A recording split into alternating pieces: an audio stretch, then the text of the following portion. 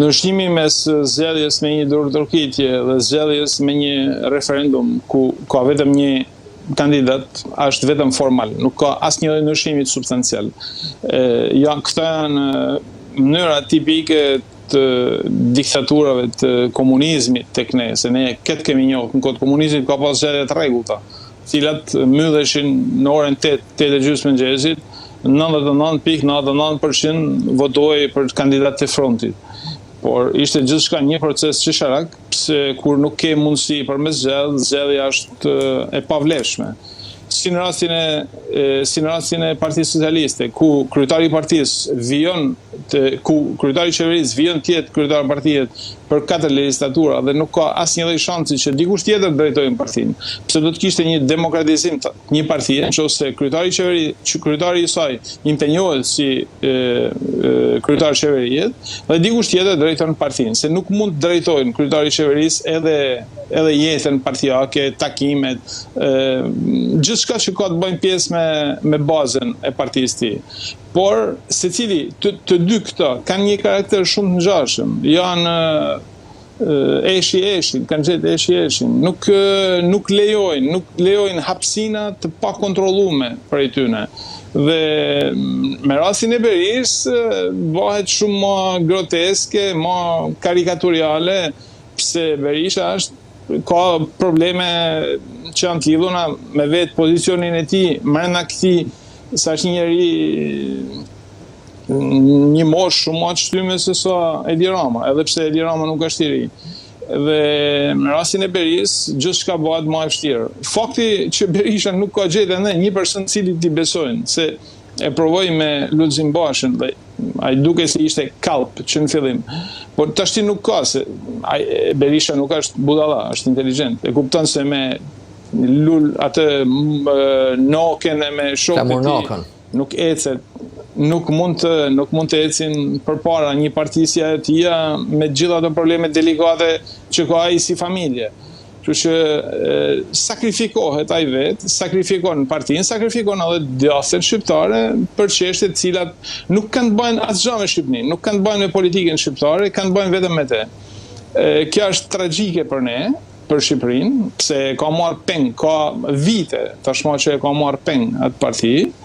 Nga ana tjetër nuk ka asnjë lloj kontributi pozitiv për demokracinë shqiptare nga ana e Partisë Socialiste. Partia Socialiste është një parti që përpiqet vetëm për pushtetin e saj. Nuk ka asnjë lloj kontributi për demokracinë tonë. Është një parti e cila jepet mas pushtetit. Po të shihni dy zëvendës kryeministrat e saj kryesor janë persona të cilët kërkohen për t'u arrestuar. Do ta kuptojmë e shumë të tjerë që o janë arrestuar ose janë aty afër, do ta kuptojmë se kjo ajo nuk është një parti, është një konsorcium interesash që ka vetëm si qëllim me majt pushtetit dhe me përfitu prej pushtetit. Me këtë rast, sigurisht, herë mas herë i hap derën edhe Sali Berisha, se i levertis një opozit kaq e dopt, kaq e pa dukshme, kaq e pa shensi, një opozit që nezë Molotov në pjatës, nuk është opozit, është qesharake. Dhe, me që se përmëndët Molotovët, ka shumë njerëz që mendojnë, profesor, sa i cikli protestave që nisi në dhjetor nga Partia Demokratike, ka ardhur drejt fundit në mos, ka ardhur në fund. Pse? Sepse dy protestat e fundit treguan e para një pjesëmarrje shumë të reduktuar, mbajtur në konsiderat gjithmonë fakti që në demokraci dhe nëse një person proteston i vetëm është mirë për demokracinë, por kur flasim për subjektin më të rëndësishëm dhe më të madh të opozitës me një histori 30 sa vjeçare, unë kam thënë gjithmonë që ka dhe një minimum prezence digniteti për atë që pretendon të quhet si forca më e madhe opozitare.